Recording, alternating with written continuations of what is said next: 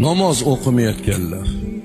Oraylarda bo'lsa kerak, bugun bomdodda o'qimaganlar.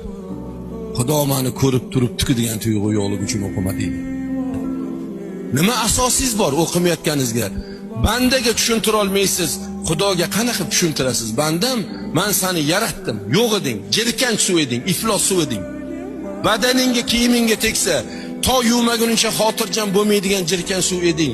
Men seni shu suvdan yaratdim. Mana buni sharbatidan yaratganim yo'q.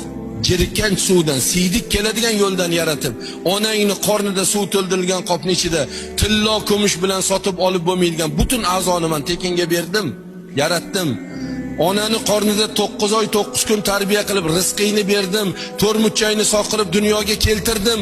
Dunyoga kelishing bilan dadang bakalashga ko'tarib, "Ey qo'shni, sigiriz bor edi, bolam tug'ildi, sut bering" deb chiqqani yo'q, kasha qidirib chiqqani yo'q.